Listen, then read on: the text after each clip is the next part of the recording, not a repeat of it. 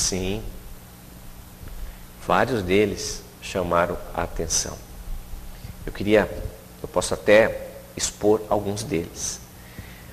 Uma ocasião, havia na Praça Princesa Isabel, lá em São Paulo, um mendigo. Isto aconteceu não exatamente no meu ministério, mas eu quero compartilhar esse fato e outros que aconteceram no meu ministério. Esse mendigo, ele foi alcançado pela palavra de Deus. Eu só queria abrir um parênteses aqui para falar um pouquinho mais sobre esse tema. O Evangelho, ele não está restrito somente no plano espiritual. O Evangelho é as boas novas. As boas novas de que Cristo nasceu. As boas novas são belas notícias. O Evangelho, ele liberta o ser humano não somente no plano espiritual. Porque o Evangelho todo é para o homem todo e em todas as suas áreas de existência aqui. Então o Evangelho ele não é restrito ao lado espiritual. Senhor Leonardo, pensa comigo um pouquinho. Esse mendigo que eu estou citando, ele não tinha perspectiva de vida. Ele se conformava em viver das esmolas das pessoas. Ele se conformava em viver daquilo que as pessoas doavam a ele. Depois que ele conheceu o Evangelho, ele começou a ver o valor que ele tinha como pessoa. Ele começou a ver o quanto ele era importante para esse Deus que é transcendente e é imanente também.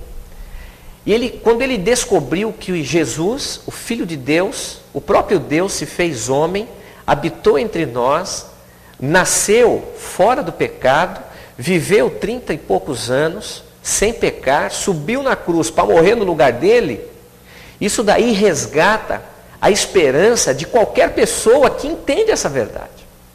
Esse mendigo entendeu. 10 anos depois, no culto de Natal, ele ligava para a igreja na qual havia sido instrumento nas mãos de Deus para lhe comunicar a verdade do Evangelho.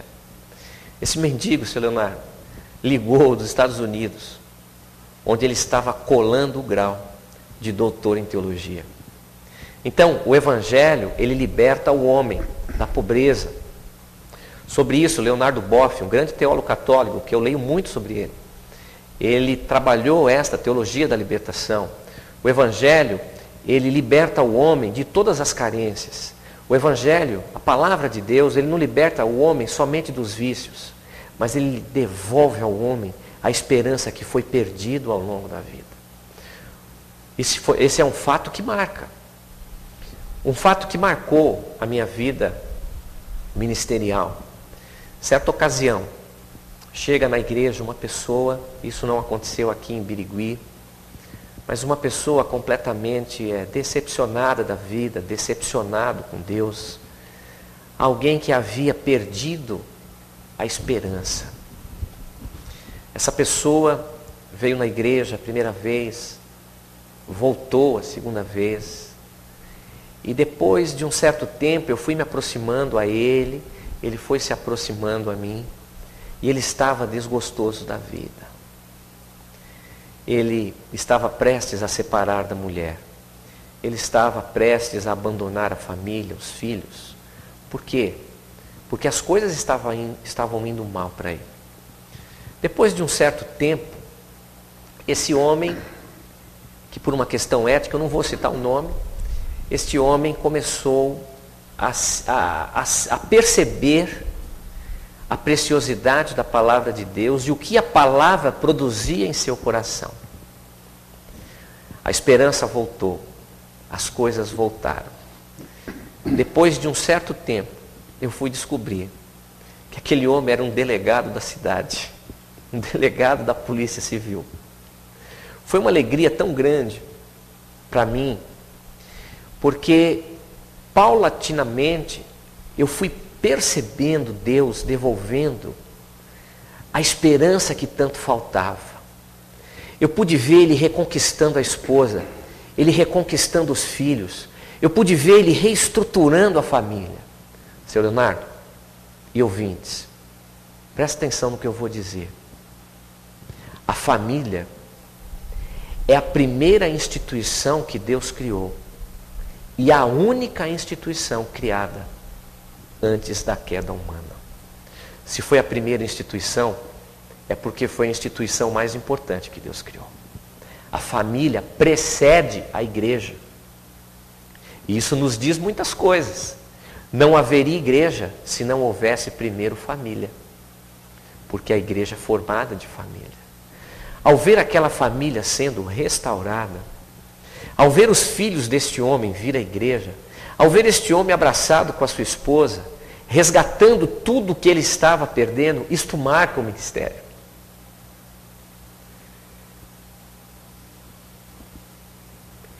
Isto não tem preço. A família não tem preço. Recentemente, aqui em Birigui, conhecemos 6 pessoas. Essas 6 pessoas, por via das circunstâncias, elas não eram casadas e já viviam já há um bom tempo juntas. Eles conheceram a palavra de Deus. Um deles falou para mim: Pastor Alberto, eu preciso colocar a minha vida em ordem diante de Deus. Eu quero esse evangelho para mim, eu quero essa libertação para mim. E eu comecei a ensinar a palavra de Deus para ele. E um dia ele falou assim: eu preciso dar segurança para minha esposa. Eu preciso que a minha esposa saiba que eu a amo. Eu quero casar com a minha esposa. Pela primeira vez na história da nossa igreja aqui em Birigui, nós fizemos um casamento coletivo. Foram 3 noivos e 3 noivas. Isto marca o ministério. É fazer com que a família não seja valorizada, porque uma coisa valorizada é algo que tem valor, valor monetário. E uma coisa valorada é algo inestimável, não há valor, não há valores mensuráveis. Nós precisamos valorar a nossa família, que é dar a ela algo que não é mensurável. Isto marca o ministério, isto marca a nossa vida, é ver as famílias servindo o Senhor e recebendo do Senhor tudo aquilo que o Senhor tem para entregar a elas. Pastor, sua vinda para Birigui, especialmente para dirigir a Igreja Batista, como se deu? Ok. Eu pastoreei em Guarulhos, fui pastor auxiliar do pastor Guilherme, e lá eu e minha esposa tomávamos conta, éramos responsáveis por 70 casais da igreja. E foi um período muito bom. Um dia, e na igreja eu trabalhava no departamento de patrimônio. E uma ocasião, na empresa que eu trabalhava, havia uns moldes de encosto de cadeira. Esses moldes estavam desativados. Eu conversando com o diretor da empresa, um dos diretores, eu o desafiei. E perguntei a ele da viabilidade de nós usarmos aquele molde que já havia sido descartado para injetar o encosto e o assento da bancada onde acomodava os membros da Igreja Batista ali em Ponte Grande. E assim eu desenvolvi um projeto dessas bancadas e fizemos 3 protótipos. Na verdade, Deus já estava trabalhando nisso. O que não passava na minha cabeça é que Deus estaria me mostrando uma igreja a partir deste projeto. Na época, quando nós apresentamos à igreja os 3 protótipos do banco, eu, num clima muito descontraído e muita descontração, eu pedi ao pastor da igreja, o pastor Guilherme, que se assentasse em um dos bancos, em uma das cadeiras. Ele foi e se assentou.